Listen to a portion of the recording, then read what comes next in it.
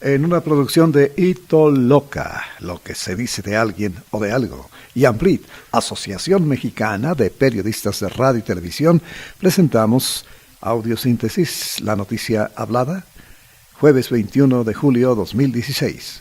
En cuestión de minutos le platicamos las más importantes noticias de los que publican los diarios capitalinos. Bueno, vamos a las columnas políticas.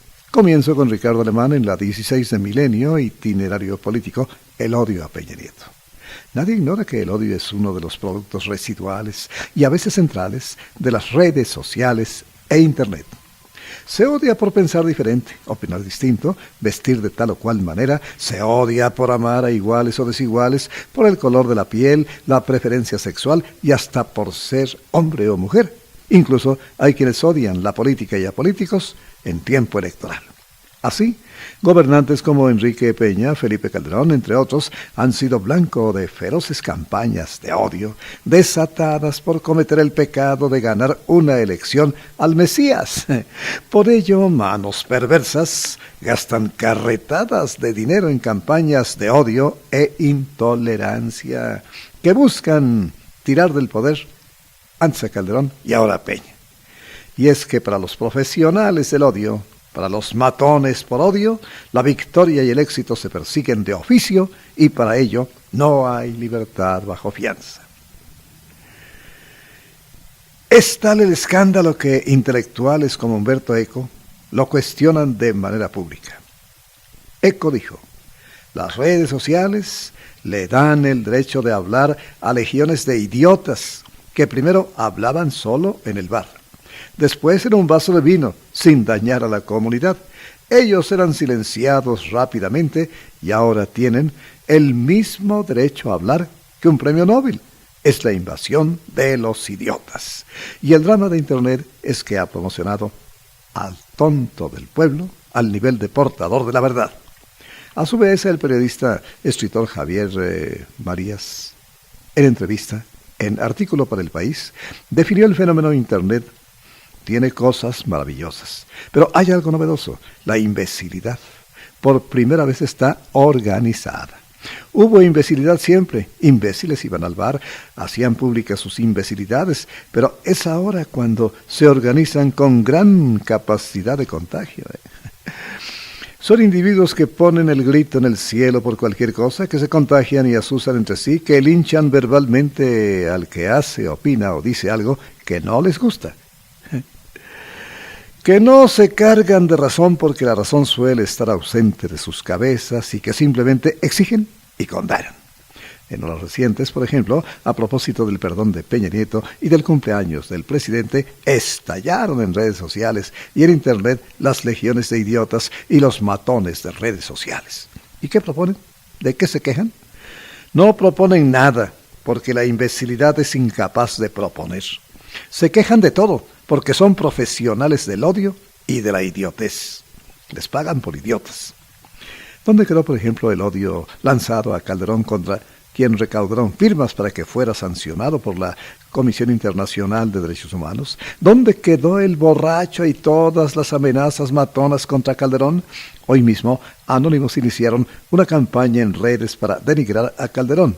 Y es curioso que los odiadores de Peña y Calderón callen sobre las pillerías de AMLO y su pueblo bueno. El pueblo bueno, A Peña Nieto le cuelgan todos los milagros posibles. No importa lo bueno o malo, tampoco si hay menos pobres, más empleos, si no hay inflación y si México es una de las economías más estables del continente. Nada importa, salvo el odio. Odio que se convierte en votos. Y es que muchos quisieran ver a México igual que Venezuela. Y para eso las campañas del odio. Si no, vamos a ver al tiempo. Raimundo Riva Palacio, el vitriólico, la colina de Peña Nieto. Bueno, Peña Nieto se escribió aquí ayer, cumplió tarde una cita con la historia y la sociedad, pero finalmente llegó, lo hizo y ahí está. ¿Lo perdonamos?, pregunta Manuel Ajenjo en su privilegio de opinar, 42 de El Economista. Bueno, el señor Ajenjo nos dice que Le comento al lector que esta columna la iba a titular Más vale pedir perdón que pedir permiso. También anduvo en mi cabeza el encabezado No es lo mismo la señora de la casa que la casa de la señora. Bueno, deseché ambas, ¿no? Los principales analistas y politólogos han emitido su opinión del acto de perdón de lunes, algunos con afabilidad, otros con dureza. Alguien escribió que si la ruta trazada a través de lo dicho por el preciso el lunes es el camino por el que va a transitar el resto del sexenio, no está mal. Más de uno alabó la autocrítica inusitada en las alturas del poder y saludable en cualquier nivel de este. Otros mencionaron cierta soberbia del presidente que minimizó el conflicto. Por ahí leí que la tardanza en la reacción es producto de la ausencia en Los Pinos de asesores con verdadera capacidad para manejar una crisis como la que se presentó. No hubo quien midiera con precisión la repercusión de la noticia en el deterioro de la imagen presidencial. Es lo que todos coinciden en lo que todos coinciden, es en la tardía reacción. Otro aspecto de la solicitud que no fue ignorado es el electoral. Después de la vapuleada que el PRI sufrió, el partido del presidente se llevó en las pasadas elecciones del 5 de julio. Ahora pues va a la recuperación. En lo personal, dice Ajenjo, pienso que la petición presidencial de indulgencia es un mal ejemplo. Imagínese usted si Duarte de Ochoa y Duarte de Chihuahua siguen el paradigma peñaretista y se van pidiendo perdón por sus errores. Bueno, primero que paguen, ya después que se les perdona. Pepe Grillo, también del mismo asunto. La petición de un perdón sincero por parte del presidente marca un compromiso serio para combatir a fondo la corrupción. Además del pastel previo, como ha ocurrido en otras ocasiones, el presidente Peña celebró su cumpleaños en tierras mexiquenses. En su tierra le gusta estar entre sus paisanos, claro. Esta vez la celebración coincidió con la entrega de la autopista La Marquesa-Toluca. La conectividad es factor clave para la competitividad. Además del pastel previo, un día antes leyó Isabel Miranda de Wallace, el mandatario cortó otro en casa, con la familia. Un video de la reunión con una selfie circuló por todas las redes. Casa Blanca, humildad y perdón. Humberto Musacchio. Desde el punto de vista moral es muy loable que el presidente, con toda humildad, pida perdón a los mexicanos por la irritación que produjo el asunto de la Casa Blanca. Si la adquisición de esta casa causó gran indignación, cabe preguntar dónde estuvo el error que alimentó la opinión de que había algo turbio. Por Tabasco.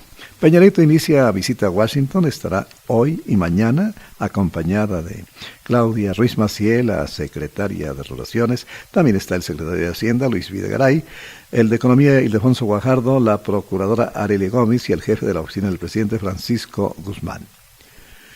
Penny Pritzker, la secretaria de Comercio, lo ha recibido allá en Washington.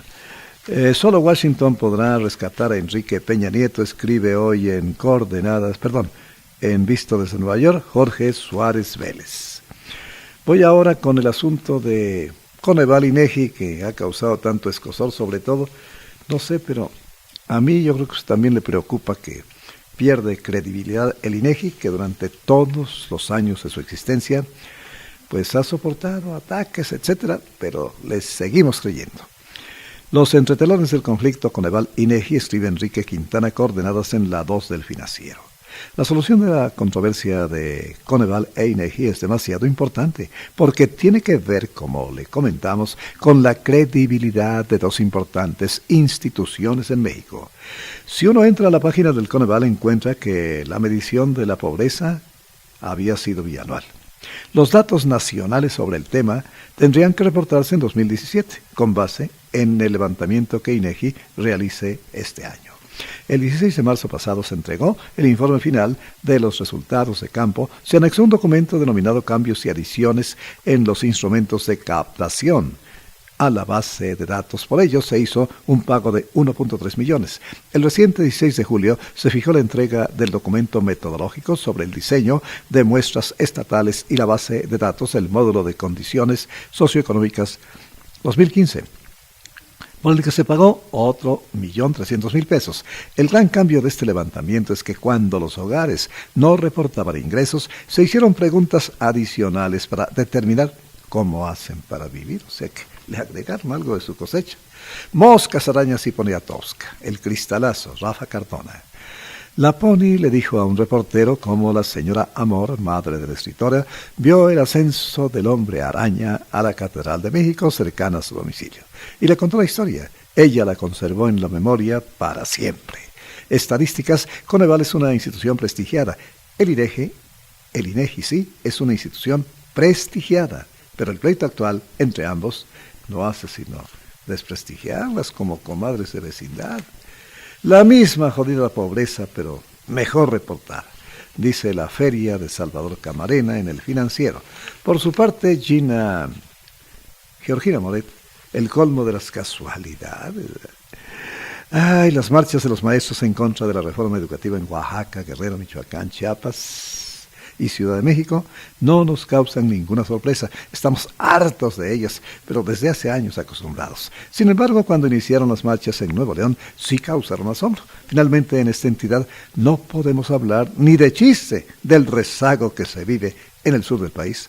Un gran conocedor del magisterio comentó que detrás de este movimiento estaban los intereses del gobernador Jaime Rodríguez el Bronco. No lo dude, ¿eh? Día hábil ¿cómo se llama? Así se llama la columna Día Hábil de Alberto Montoya en el Ovaciones. Habla de los federales en Guerrero, todo está muy bien en seguridad, se ha detenido o abatido a 100 de los 122 delincuentes más buscados y los homicidios y secuestros van a la baja. Pero la Policía Federal va de regreso a Guerrero por el disparo de la violencia, los crímenes y el narcotráfico. Estuvo allá Miguel Ángel Solechón, dio explicaciones y presentó los nuevos planes para los siguientes meses. Perdón. La Razón, página 8, que diantres negocian con la CNT, Raimundo Sánchez.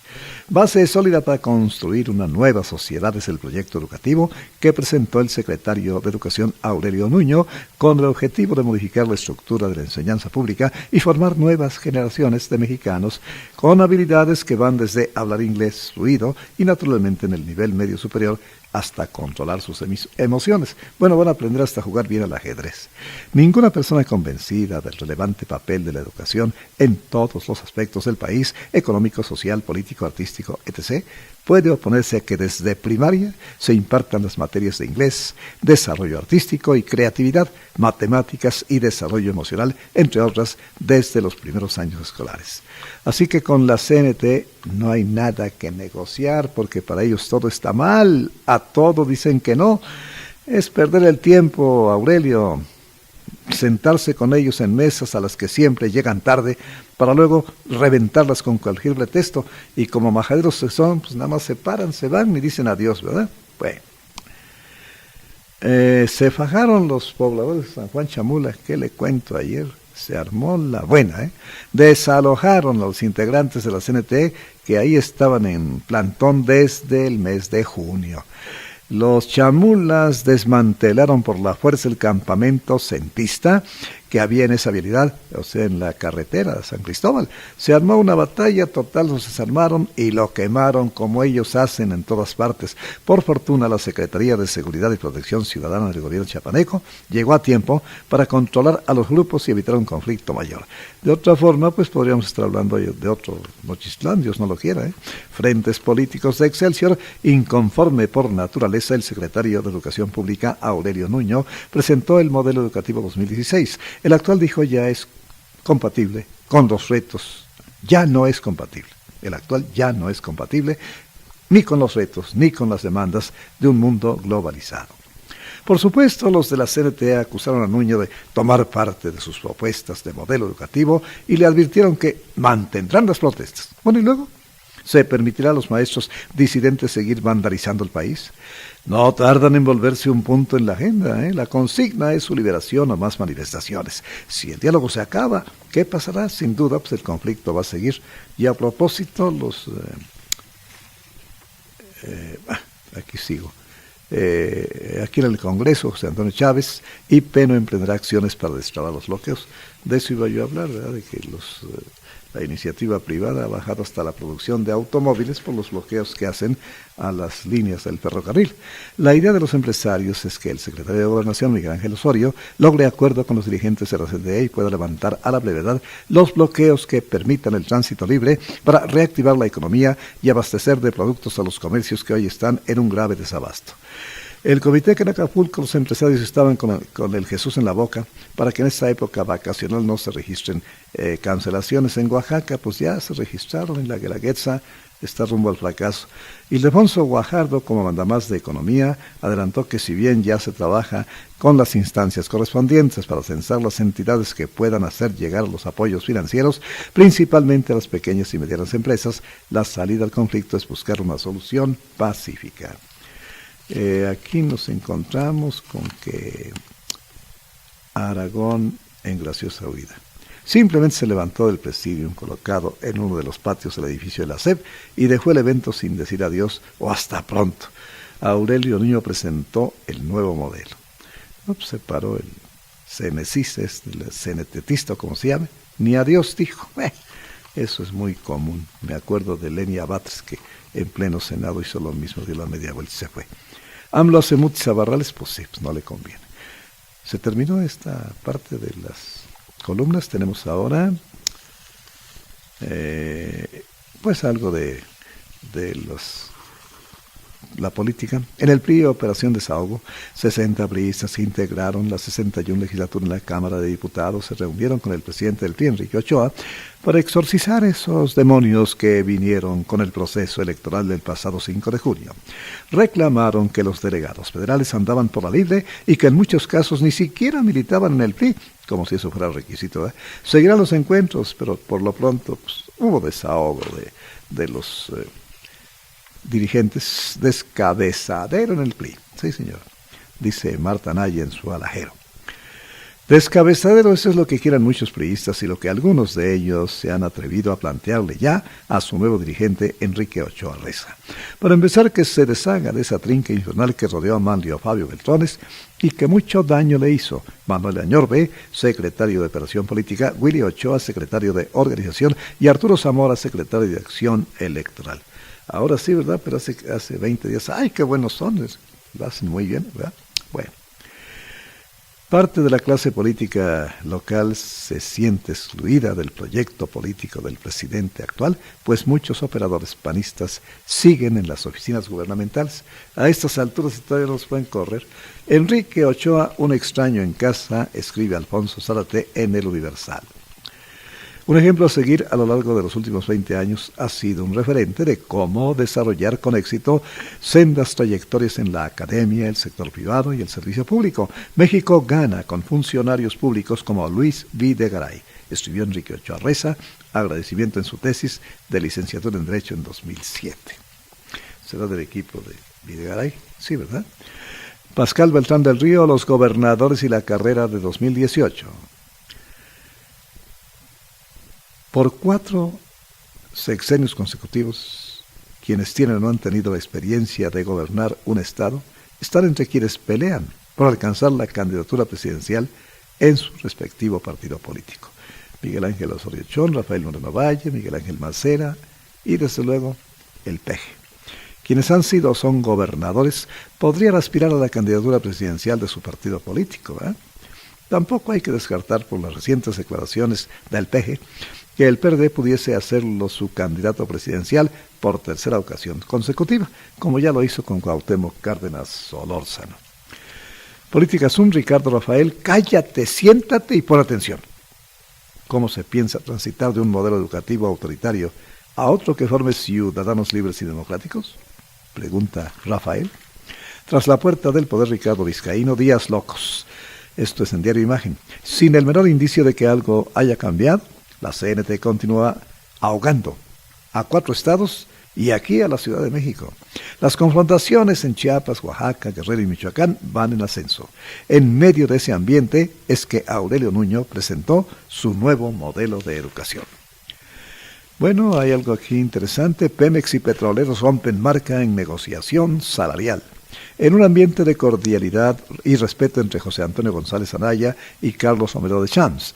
La buena relación del líder sindical con el director general de Pemex y el director corporativo en administración evitó que las negociaciones se prolongaran y llegaran a finales de agosto con el consiguiente encime de un eventual conflicto con el cuarto informe presidencial. Ya terminó y hay buenas noticias, bien desplegados en el Universal, en Milenio, en Impacto, en Excelsior, del Sindicato de Trabajadores, al secretario del Trabajo, al secretario de Energía, a Lourdes Melgar, subsecretaria de Hidrocarburos, a José Antonio González Anaya del Seguro Social y Marco Murillo Soberanes, a muchos más, en donde pues en especial les complace que en un entorno severamente enrarecido por posiciones extremas que poco espacio dejan al avenimiento, tanto en el plano internacional como en lo local, los petroleros, administración y trabajadores podamos dar muestras de que lo que nos mueve es dar resultados y tranquilidad al país.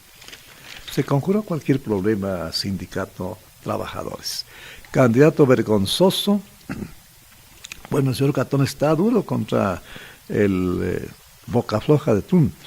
Dice que hace meses declaró que si Trump era elegido candidato a la presidencia de Estados Unidos, dejaría de ir a ese país hasta que ese hombre, a quien consideró malo, fuera desechado por los votantes en la elección de noviembre.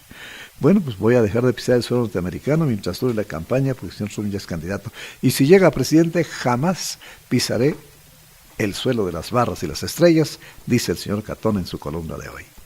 Bueno, ha sido todo, una presentación de Itoloca, lo que se dice de alguien o de algo, la presentación de AMPLID, Asociación Mexicana de Periodistas de Radio y Televisión. Servidor Adrián Ojeda Román, en la producción Joaquín Pineda Reyes, le deseamos lo mejor. Pásela bien.